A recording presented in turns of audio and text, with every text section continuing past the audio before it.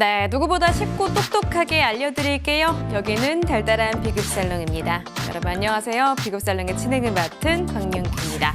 자, 4월 2일 목요일의 비급살롱, 오늘도 유익하고 재밌는 재테크 그리고 보험 공부 시작해 보도록 하겠습니다. 자, 그리고 저희가 방송 통해서 말씀드리는 내용은 투자 판단에 대한 조언입니다. 보험의 가치나 수익률까지는 보장해드리지 않는다는 점 참고해 주시죠. 자, 그럼 오늘도 돈과 인생의 비급에 대해서 전해주실 세 분의 전문가님들 모셔보도록 하겠습니다. 전문가님들 어서 오시죠. 안녕하세요. 반갑습니다.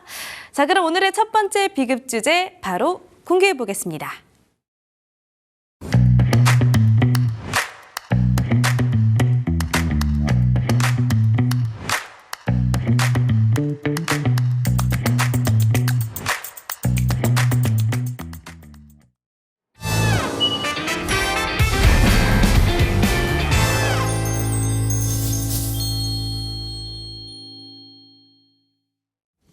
네, 첫 번째 비급 주제 바로 출발을 해보시죠. 노후연금을 주제로 한번 이야기해 보도록 하겠습니다. 최근에 글로벌 시장이 너무나 흔들리면서 연금 괜찮을까, 내 연금 못 받는 거 아닐까 이런 고민들 피실 것 같습니다. 자, 이에 대한 해답들 오늘 한번 짚어보도록 할게요. 자, 이 시간에는 전찬빈 전문가님과 함께 보시죠. 전문가님 어서 오세요. 네, 안녕하세요. 여러분들의 현재와 노후의 균형을 맞춰드릴 인생의 카운슬러 전찬빈입니다. 좋습니다. 인생의 카운슬러라고 또 말씀을 해주셨는데, 자, 우선은요, 국민연금이 있잖아요. 그렇기 때문에 나는 연금 이미 다 보장을 해놨다라고 이야기하시는 분들이 꽤 있기도 한 것 알고 있습니다. 자, 이 질문에 대해서 어떻게 보실까요? 결론부터 말씀드리면 국민연금만으로는 부족할 가능성이 매우 크다고 말씀드릴 수 있습니다. 국민연금연구원 조사 결과 부부가 평균적인 노후 생활을 하는데 필요한 생활비가 298만 원 수준인데요. 현재 부부가 받고 있는 평균 연금 합산 금액은 111만 원 수준이라고 합니다. 즉, 국민연금만으로는 노후 생활비를 충당하기에 어려움이 있다는 뜻입니다. 맞습니다. 많은 분들께서 국민연금 말고도 추가적으로 다른 연금 준비하고 있을 것 같기는 한데요. 아무튼간 다시 한번 짚어드릴게요. 국민연금만으로는 어렵다는 말씀인 거잖아요. 네, 맞습니다. 우리나라가 초고령 사회로 드디어 진입을 했는데요. 그래서 개인적인 노후 준비가 어떻게 보면은 이제는 선택 사항이 아니라 필수 사항이라고 할 수 있습니다. 그러면 여기서 궁금한 점은 내가 얼마가 필요한지와 얼마가 부족한가일 것 같은데요. 노후 준비를 하실 때는 상품을 먼저 선택하시면 안 됩니다. 먼저 원하시는 노후 생활 수준을 정하신 뒤에 금액을 준비하셔야 되는데요. 목표 생활비가 준비되시면은 목표 연금의 금액도 정해지십니다. 맞습니다. 자, 그러면요, 예시를 한번 들어주시면 좋을 것 같아요. 예시가 없으면 또 이해를 못하실 수도 있다 보니까요. 이 숫자로 예시를 좀 들어볼 수 있을까요? 네, 제가 예를 한번 들어볼 건데요.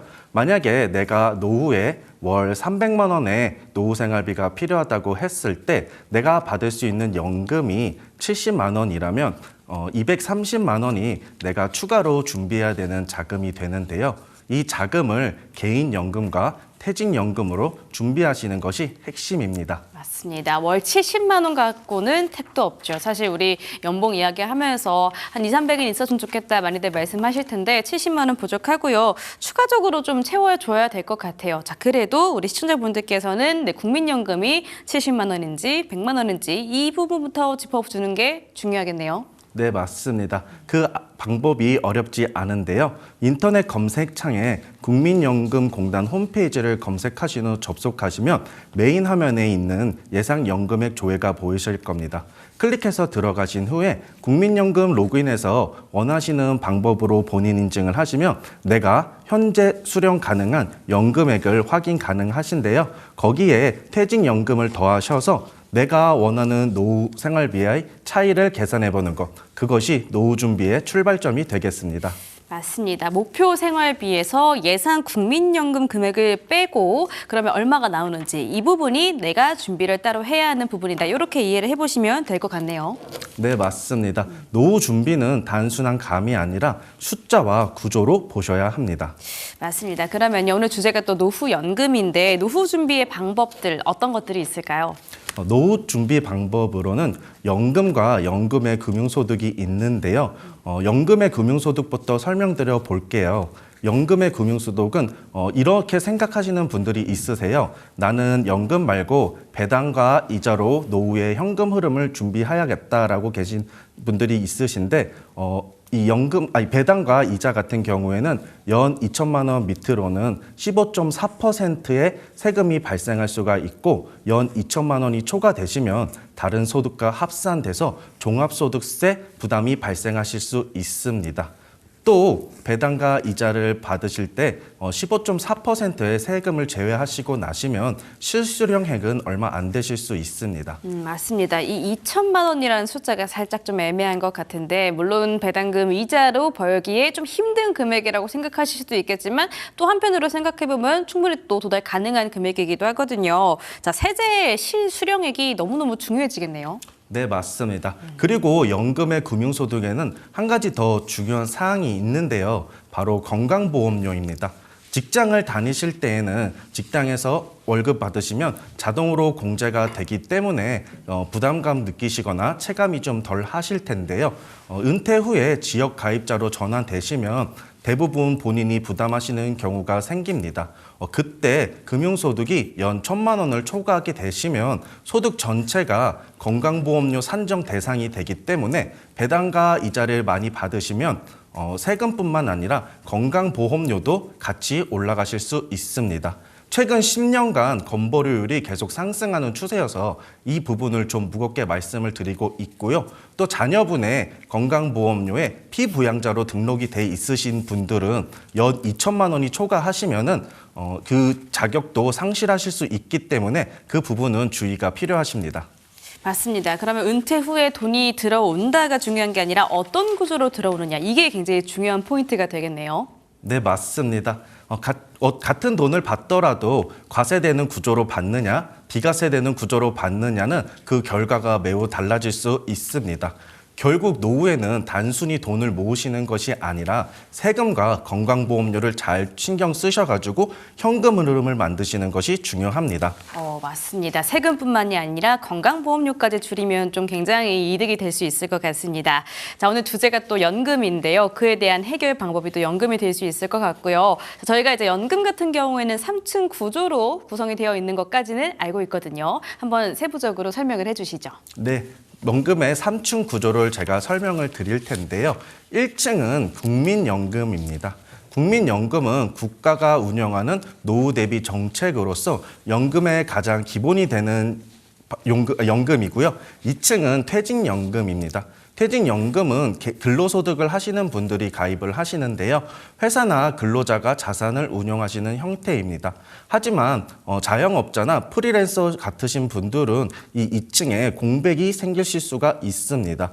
그리고 퇴직을 하실 때 연금보다는 생활비나 주택자금, 여행비 등 단기 목적으로 먼저 써버리시는 경우가 대부분이기 때문에 노후에 필요한 연금 형태로 남아있기에는 계획과는 많이 달라질 수가 있습니다.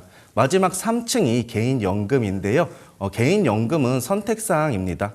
하지만 저도 그렇고 시청자 여러분도 그렇고 여기 계신 아나운서님도 그렇고 여유로운 노후 생활을 꿈꾸지 않으시는 분은 없으실 거라고 저는 생각해요. 그래서 저는 연금은 선택이 아니라 필수라고 말씀드리고 싶습니다.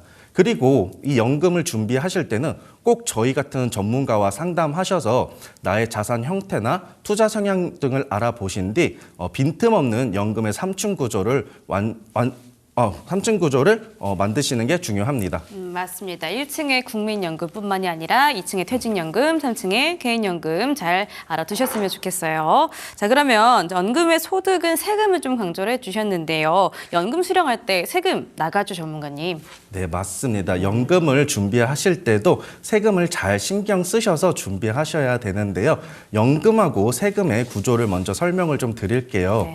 네. 연금에는 세제 적격연금과 세제 비적격연금이 있습니다. 세제 적격연금 같은 경우에는 지금 당장 세액공제의 혜택을 보는 대신에 나중에 연금을 받으실 때 세금이 부과되는 구조인데요. 대표적인 상품으로는 연금저축보험, 연금저축펀드, IRP 계좌 등이 있습니다.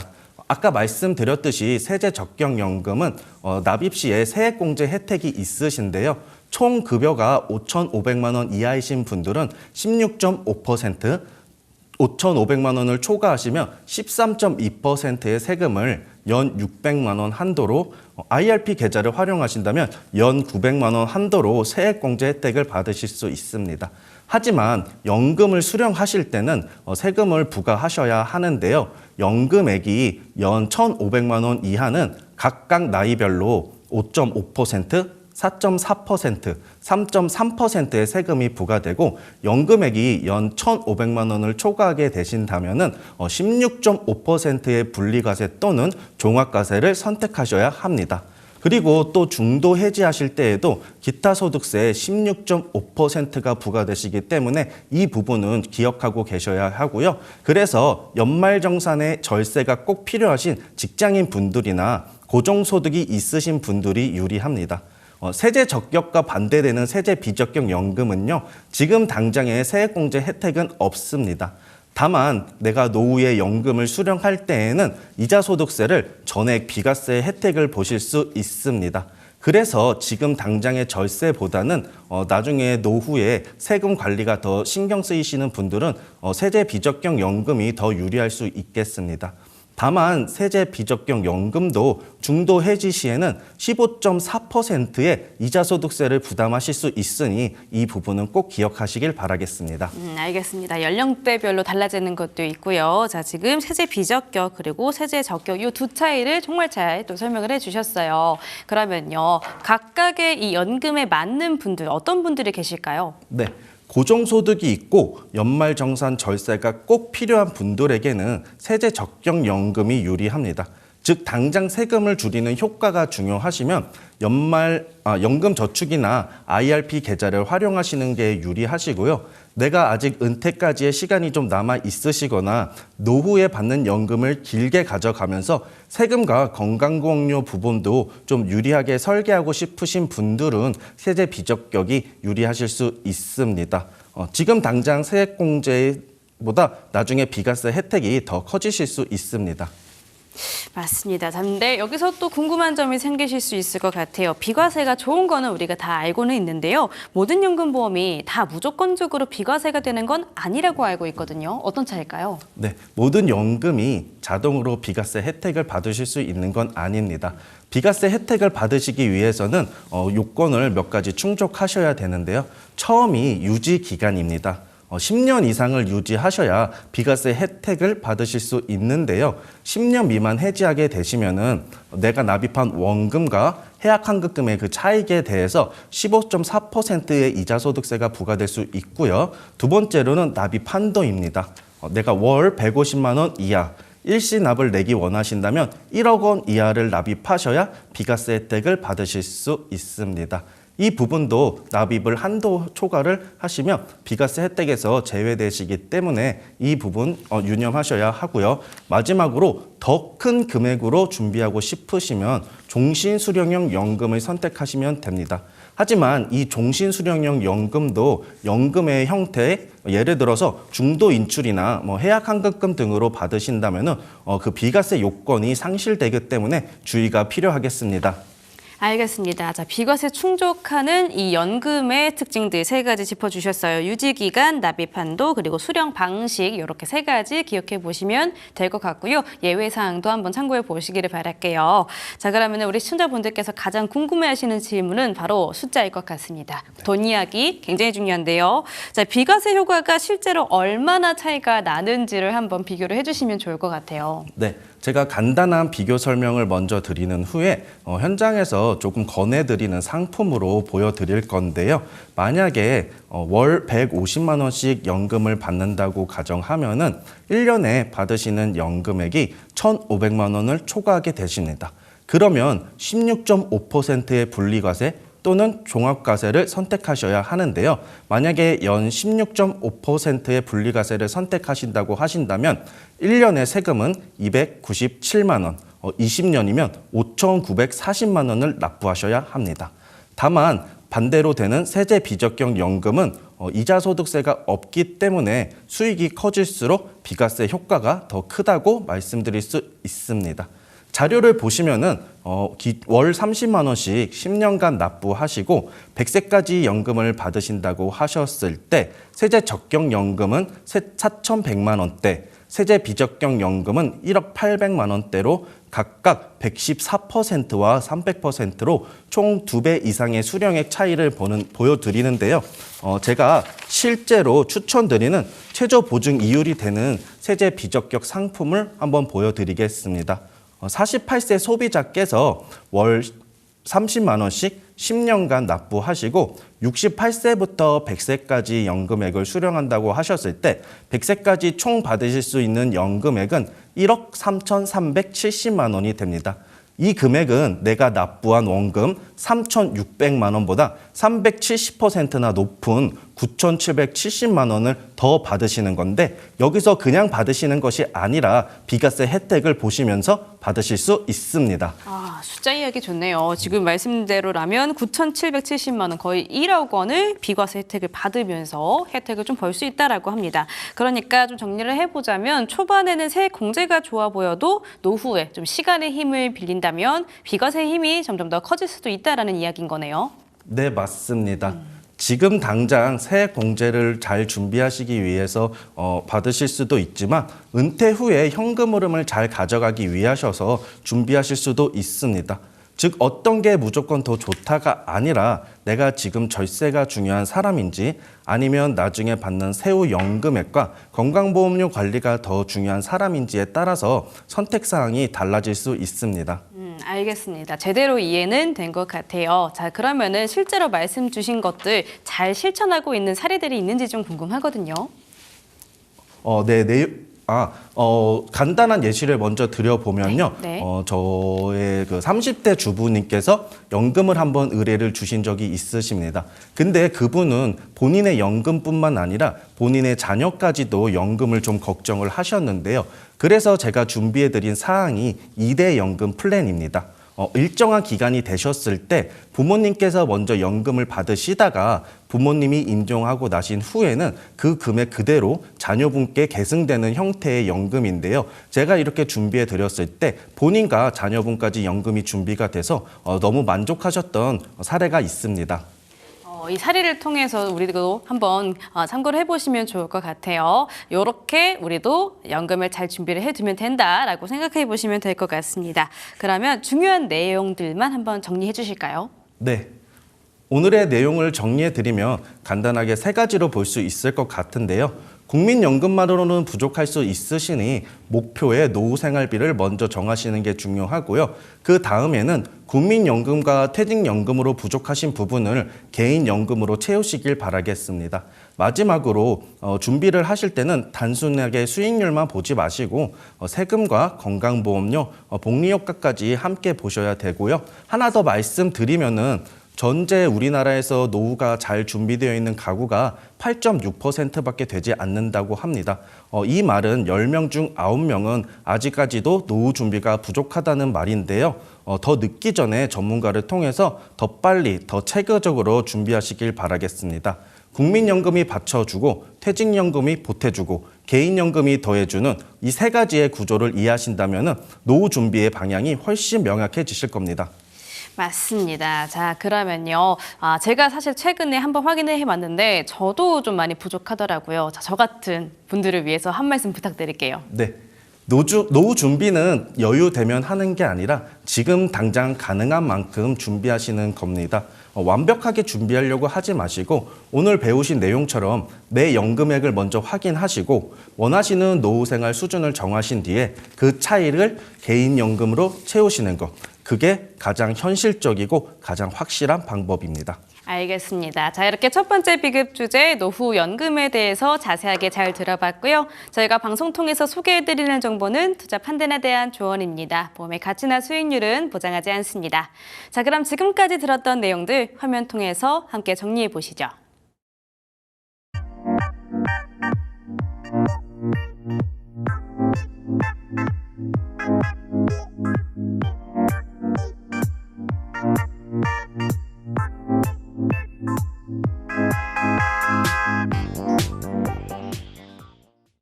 네, 이렇게 첫 번째 비급 주제 들어봤고요. 그럼 두 번째 비급 주제도 공개해 주시죠.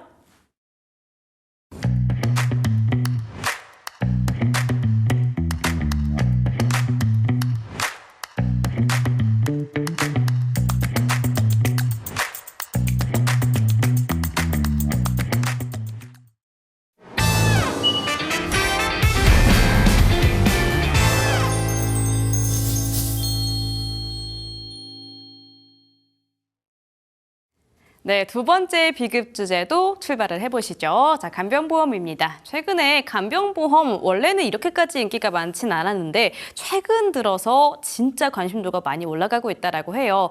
제가 보기에는 이 주변인에 대한 약간의 신뢰도가 점점 떨어진다든지 가족에 대한 걱정들 이런 것들이 올라가면서 간병보험의 인기가 함께 좀 올라가고 있는 것 같습니다. 자, 어떻게 가입을 해야 간병보험 잘 가입을 할 수 있을지 이 시간 통해서 또 한번 배워보도록 할게요. 한지우 전문가님과 함께 해보시죠. 전문가님 어서 오세요.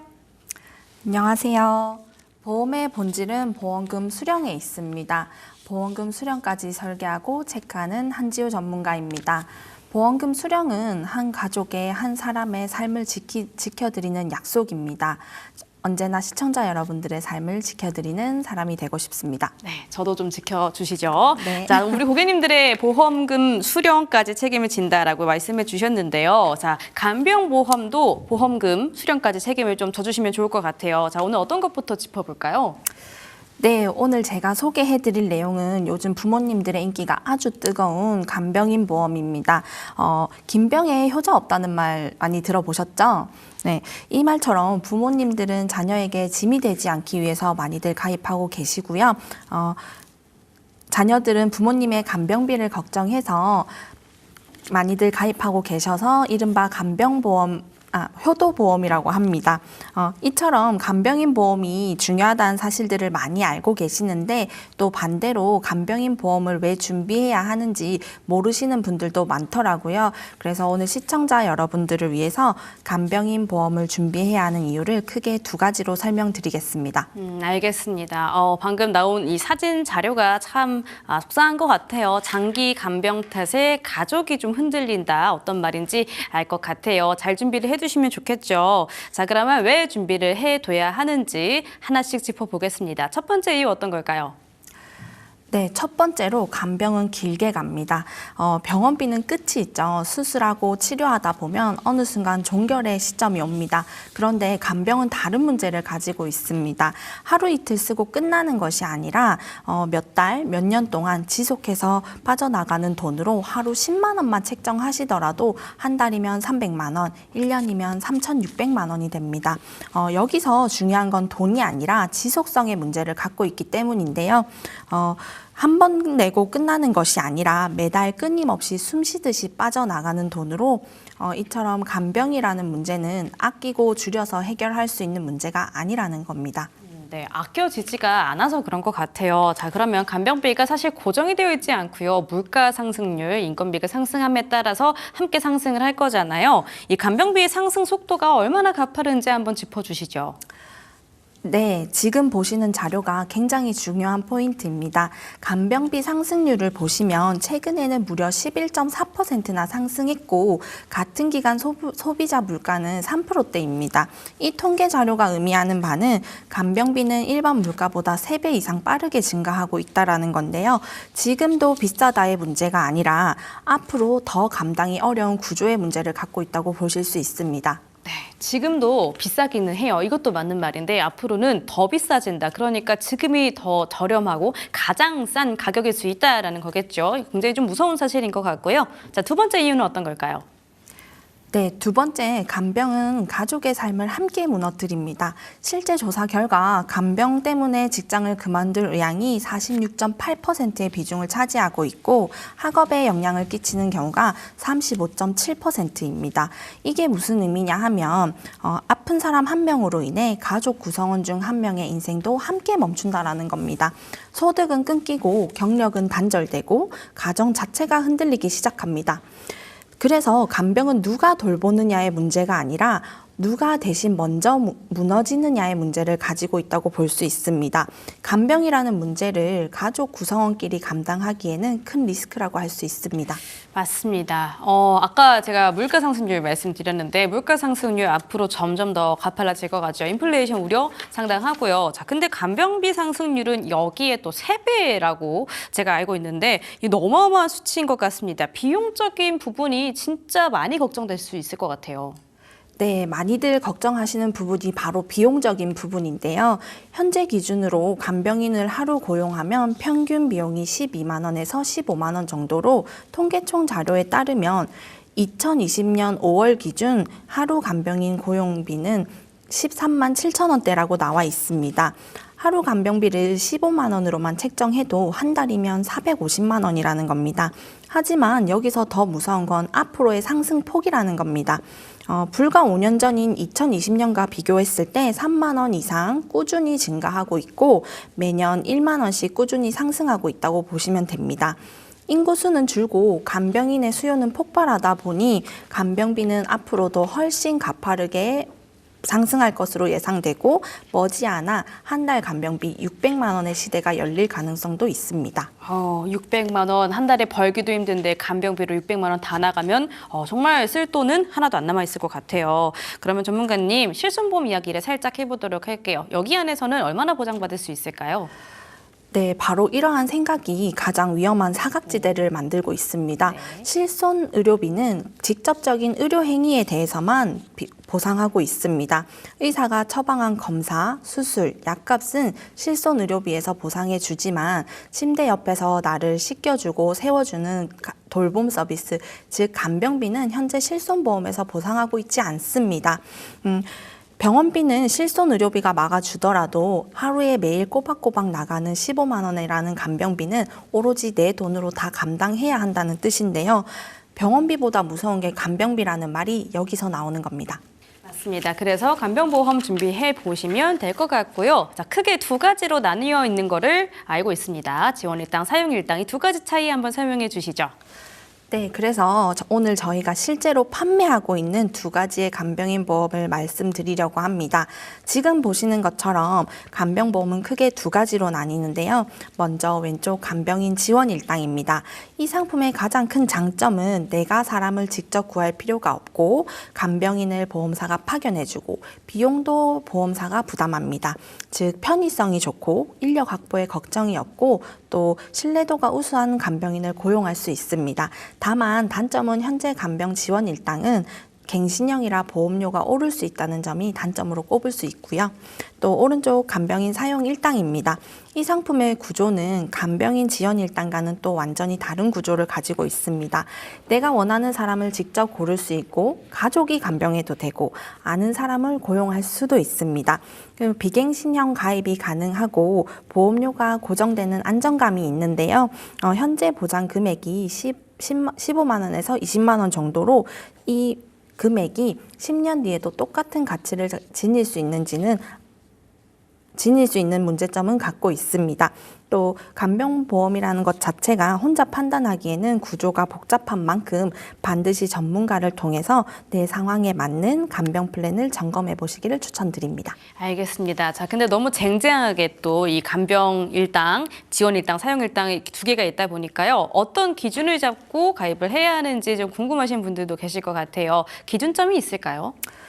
네, 간병보험 구조 선택에 있어서 어떤 리스크를 조금 더 무겁게 따지느냐를 먼저 보셔야 합니다.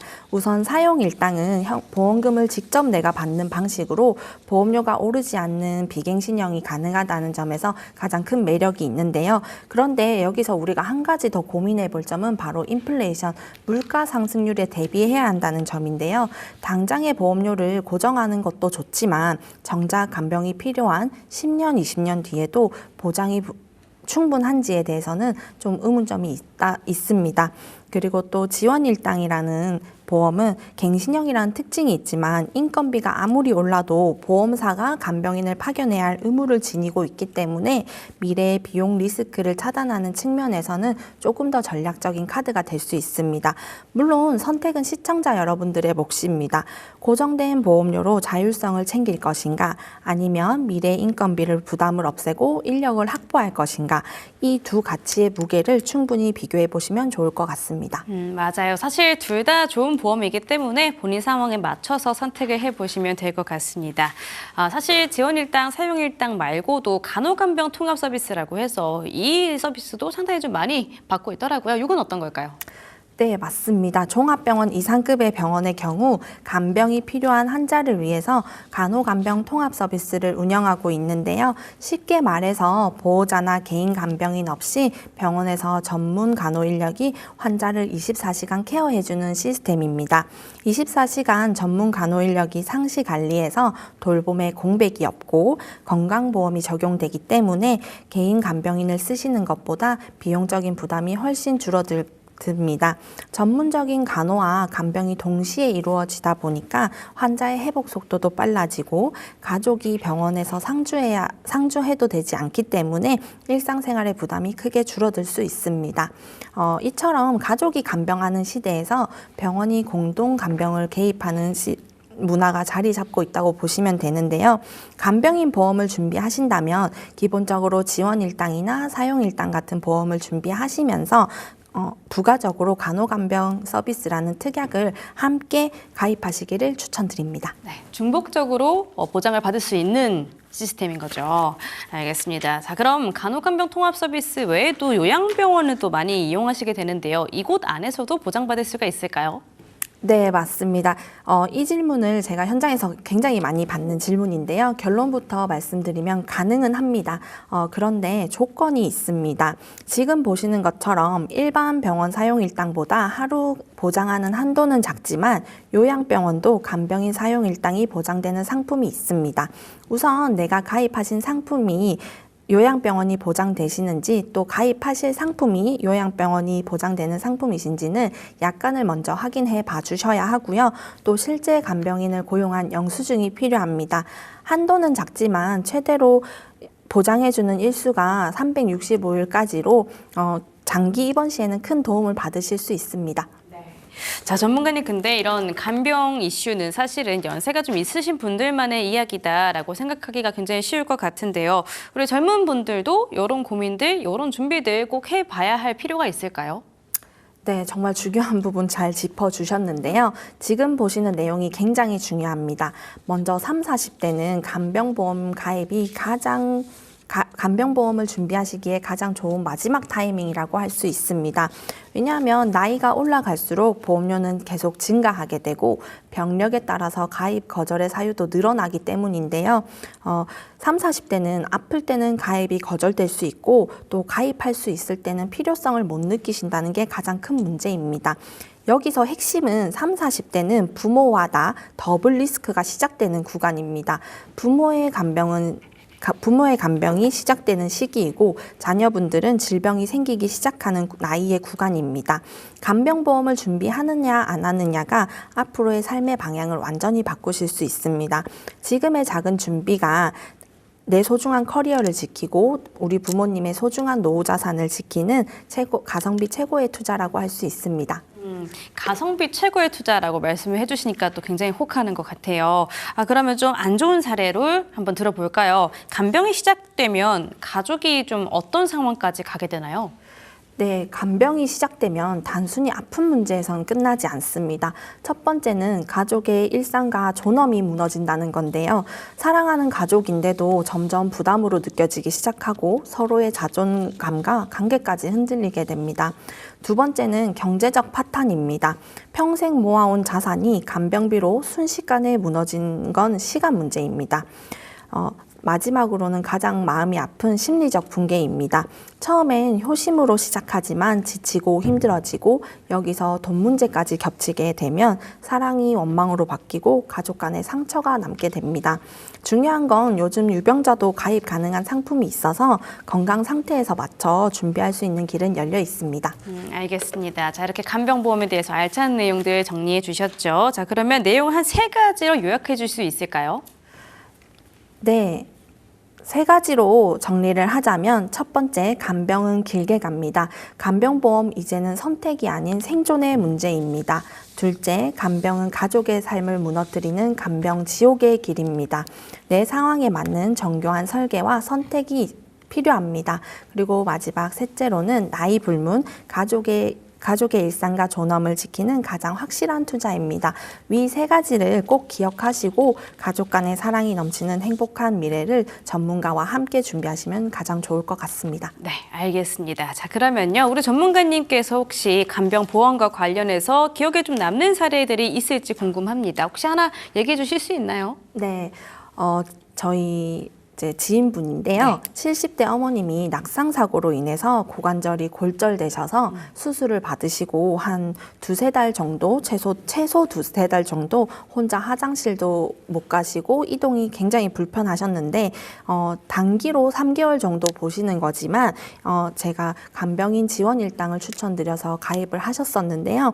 약 3개월이라고 치면 한 달에 300만 원만 잡아도 약 900만 원의 비용을 방어하신 셈이에요. 그래서 이게 한 번이 아니라 연세가 드시면 계속 반복적으로 일어날 수 있는 일이기 때문에 꼭 준비하시기를 추천드립니다. 알겠습니다. 자, 이렇게 두 번째 비급 주제 간병보험에 대해서 말씀 잘 들어봤고요. 저희가 방송 통해서 말씀드리는 내용 판단에 대한 조언입니다. 모든 상황에 일반화해서 적용할 수 없다는 점 참고해 주시죠. 자, 그럼 지금까지 들었던 내용들도 화면 통해서 함께 정리해 보겠습니다.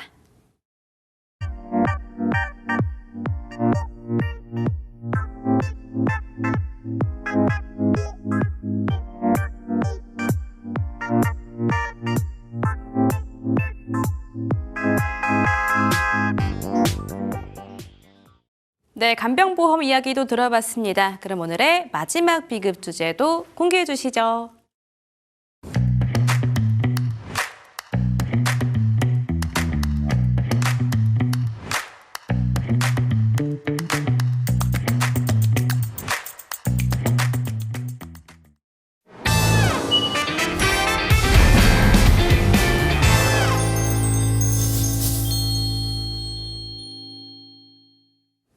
네, 보험의 3대장이 있죠. 진단비, 치료비, 그리고 이번 주제 수술비 있겠습니다. 자, 그중에서 오늘은 수술비 보험에 대해서 또 한번 깊이 있게 공부해 보도록 할게요. 자, 이 3번째 시간에는 김은영 전문가님과 함께 보시죠. 전문가님, 어서 오세요. 안녕하세요. 보험 전문가 김은영입니다. 오늘은 수술비 보험에 대해서 준비를 해봤는데요. 현재 5세대 실손으로 넘어가는 이 시점에서 보험도 전략이 바뀌어야 합니다. 실손만큼이나 든든한 제2의 실손, 수술비 보험, 오늘 함께 이야기 나눠보겠습니다. 알겠습니다. 실손보험 말씀을 해주셨는데 제가 알기로는 딱 이번 달 4월부터 5세대 실손보험이 나온다라고 이야기를 들었던 것 같아요. 자, 근데 제2의 실손보험이다라고 또 칭해 주셨어요. 수술비 보험이 왜 제2의 실손보험일까요? 네, 아주 중요한 질문인데요. 물론 실손보험도 본인 부담금 공제 후 내셨던 병원비를 돌려받을 수가 있습니다. 하지만 실손만 믿고 있다가는 당황하는 순간이 올 수가 있거든요. 실손보험이 있어도 수술비 보험을 꼭 따로 준비해야 하는 이유, 지금부터 화면 보시면서 하나씩 짚어보겠습니다. 네. 먼저 그 첫 번째는 실손보험의 한도 때문입니다.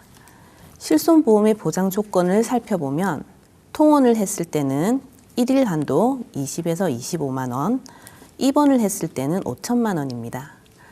요즘 수술 트렌드는 수술하고 바로 귀가하는 통원 수술이 대세입니다.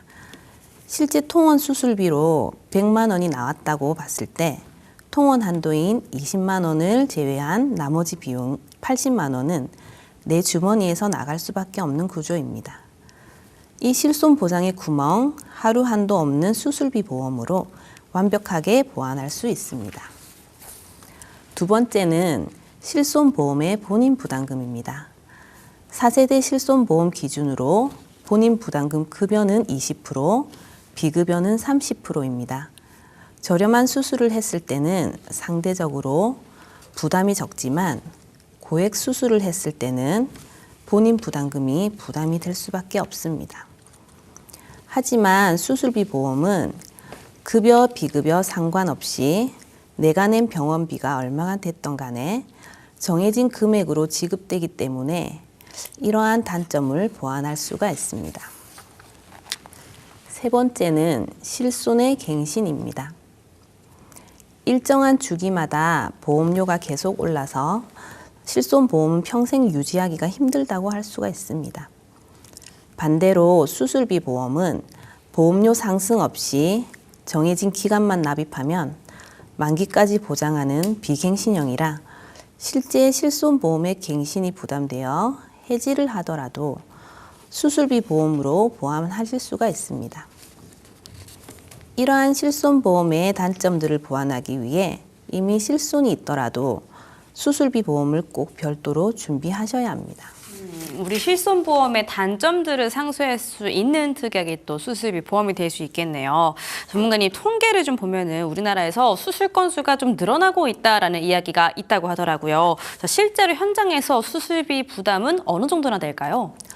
네, 정말 날이 갈수록 현장에서 느끼는 무게감이 다릅니다. 단순히 수술을 많이 한다를 넘어 수술의 질이 바뀌고 있기 때문인데요.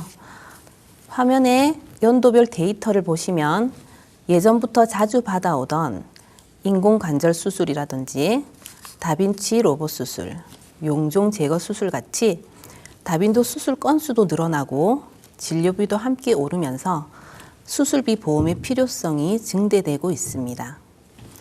또 한 가지 중요한 변화는 기존에는 개복 수술 같이 단순 수술 중심이었다면 지금은 관열 수술, 내시경, 카테터, 신의료 기술이 발달함에 따라 수술의 보장 범위가 예전에 비해 확대되었습니다.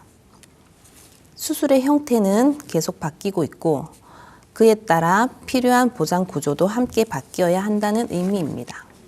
실손에 구멍을 좀 메운다라고 생각을 해보시면 될 것 같고요. 자, 근데 보험이 중복 보장에 대한 게 굉장히 좀 어렵다고 제가 듣고 있거든요. 수술비 보험이랑 실손이랑 만약에 이런 것들이 좀 비슷한 점이 있다고 하면은 중복적으로 보장 안 될 것 같은데 어떻게 보세요? 네, 많이들 궁금해하시는 부분인데요. 제가 예시를 하나 들어보겠습니다. 만약 병원비가 1,500만 원의 척추 수술을 받는다고 가정을 했을 때 3세대 실손과 척추 수술 시 500만 원을 주는 수술비 보험에 둘 다 가입되어 있다면 실손보험에서는 병원비 1,500만 원의 80%인 1,200만 원을 수령할 수가 있고 여기서 자기 부담금 20%인 300만 원이 발생하게 됩니다. 수술비 보험에서 약속된 500만 원을 받게 되면 총 수령액은 1,700만 원이 되는 것입니다. 실제 병원비 1,500만 원보다 200만 원을 더 추가로 받을 수가 있다는 겁니다. 실제 병원비를 다 전액을 내주는 것도 굉장히 좀 이득인 것 같은데 추가적으로 200만 원도 받네요. 네, 그렇죠. 이 남은 200만 원은 당장 일을 쉬어야 할 때 필요한 생활비로 쓰실 수가 있습니다. 생활비로 쓰기까지 할 수 있다라고 하니까요. 또 수술비 보험 굉장히 좀 관심이 가져질 수도 있을 것 같습니다. 그러면요. 수술비 안에서 굉장히 종류가 많은 걸 알고 있거든요. 질병상의 종수술비, 엔대수술비 이렇게 있다고 들었는데 이런 것들을 쉽게 구분할 방법들이 있을까요? 네, 맞습니다. 종류가 다양해서 헷갈리실 텐데 각 수술비가 어떤 보장을 해주는지 알아야 내 상황에 맞게 준비할 수가 있겠죠. 수술비 보험 핵심 3가지 종류 쉽게 정리 도와드리겠습니다. 수술비는 크게 질병 수술비, 1호종 수술비, 엔대 수술비 3가지만 기억하시면 됩니다. 첫 번째 질병 수술비는 가장 넓은 보장을 해주는 수술비로 미용이라든지 예방 목적은 제외하고 모든 질병 수술에 대해서 보장해 줍니다. 장점으로는 기초 방어막이 되어주다 보니까 아무래도 활용도가 가장 높습니다. 그러나 이 질병 수술비는 보장 금액이 낮다는 단점이 있습니다. 두 번째는 1호종 수술비입니다. 여기서 말하는 1호종은 백내장 수술이라든지 요실금이 1종에 해당됩니다. 2종은 건강검진에서 많은 분들이 알고 계시는 용종 제거 수술이 여기 2종에 해당됩니다. 3종은 비교적 간단한 비관열 암 수술이 포함되고 4종은 위나 장, 기관지, 관열 수술을 포함하고 5종으로 갈수록 중대한 질병인데 혈관, 심장질환, 관열적 암 수술이 여기에 포함됩니다. 피부부터 장기까지 우리 몸 대부분을 커버하는데 1호종 수술비의 장점입니다. 그래서 질병 수술비와 종 수술비를 함께 준비하시면 중복으로 보장받을 수가 있습니다. 그리고 세 번째는 N대 수술비입니다. N대 수술비는 N개의 특정 수술 코드에 대해 보장하는 수술 특약입니다. 동일 질병 시 수술 방식 상관없이 약속된 금액을 지급하고 그래서 종 수술비에서 낮게 보장된 비관열 수술에 유리합니다. 정해진 수술 코드에 대해서만 보장하고 있기 때문에 질병 수술비나 종 수술비보다 범위가 가장 좁다는 단점이 있지만 큰 보장 금액을 준비할 수 있는 장점이 있습니다. 네, 예시가 혹시 있을까요? 우리 70대 노인분의 예시 같은 것들이 있으면 한번 들어주세요. 70대 노인 예시. 네, 자 그러면은 종수술비는 어떻게 수술을 하느냐보다 N대 수술비는 무엇을 수술하느냐가 중요하다라는 말씀이신 거죠. 네, 맞습니다. 그렇게 구분하시면 쉽습니다. 그리고 이 수술비들은 서로 빈틈을 채워주는 보완관계이고 또 중복으로 받으실 수가 있기 때문에 앞서 말씀드린 제2의 실손이라고 할 수 있습니다. 알겠습니다. 결국에는 개인한테 맞는 설계가 너무나 좀 중요한 건데요. 기본적으로 질병 수술비, 상해 수술비 먼저 준비하시고 그다음에 종수술비, N대 수술비 순으로 준비를 하시는 게 좋을 것 같아요. 자, 근데 실제로는 수술을 받았음에도 불구하고 보험금을 못 받는 경우도 있다고 들었어요. 어떤 경우일까요? 네, 맞습니다.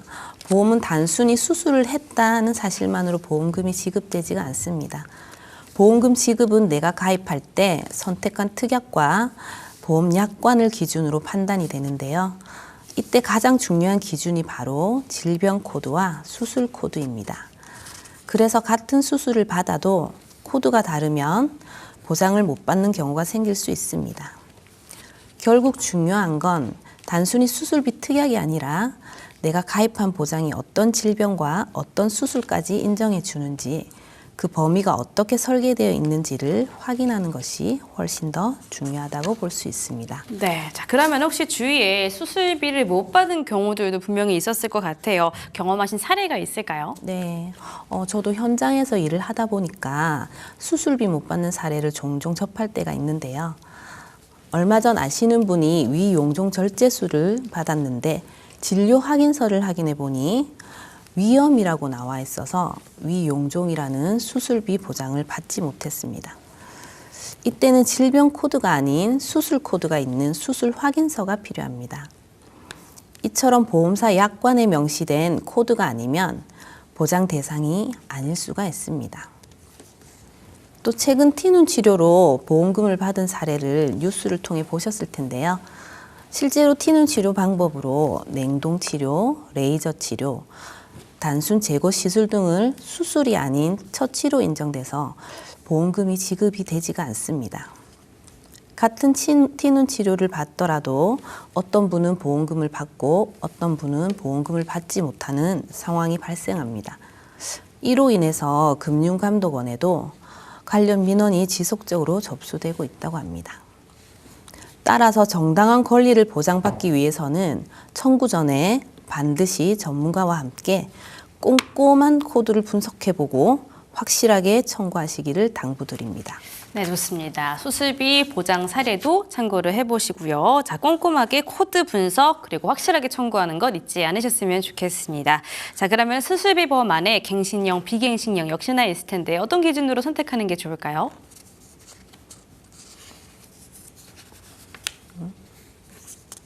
수술비 보험 갱신형과 비갱신형 어떻게 다른지 알려주시면 될 것 같아요.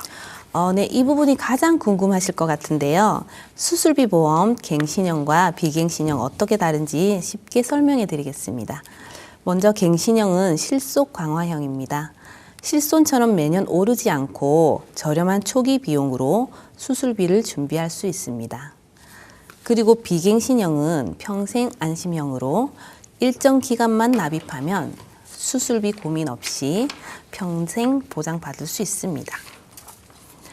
실제 설계 예시를 보면서 설명드리겠습니다.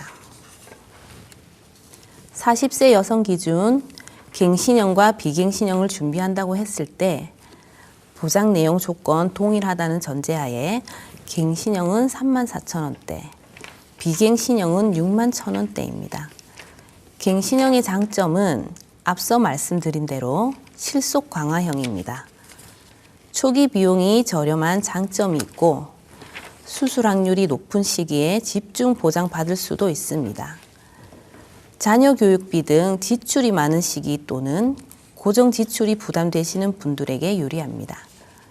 비갱신형의 장점은 평생 안심형인데 초기 비용은 갱신형보다 조금 높을 수 있지만 정해진 기간만 납입하면 경제활동기에 납입이 완료되어 은퇴 후 영원으로 평생 보장이 가능합니다.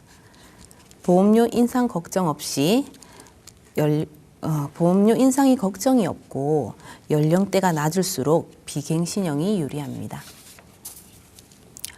결국 연령대나 현재 경제 상황에 따라 조금씩 달라질 수 있지만 내 상황에 어떤 게 맞는지 고민되신다면 정확한 상담을 통해 나만의 맞춤 전략을 꼭 확인해 보시기 바랍니다. 네, 그럼 오늘의 비급 정리 3가지로 빠르게 한번 해주시죠.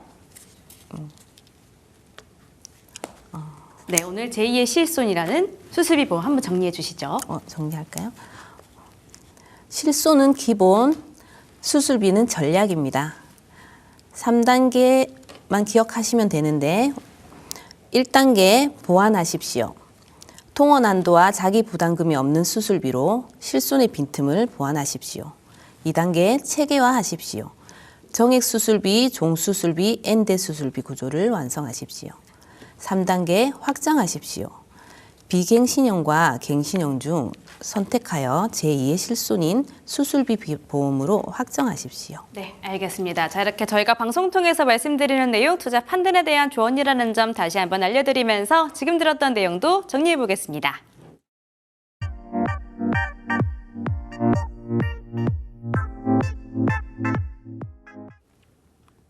네, 이렇게 오늘도 3가지 보험에 대한 이야기 잘 들어봤습니다. 좋은 말씀 나눠주신 3분의 전문가님들 감사했습니다. 감사합니다. 감사합니다. 고맙습니다. 자, 목요일의 비급살롱 여기서 마쳐보도록 하겠습니다. 저희가 방송 통해서 말씀드리는 내용, 투자 판단에 대한 조언이라는 점 다시 한번 알려드릴게요. 그러면 저희는 내일 오후 5시에 돌아오도록 하겠습니다. 시청해주신 여러분들 고맙습니다.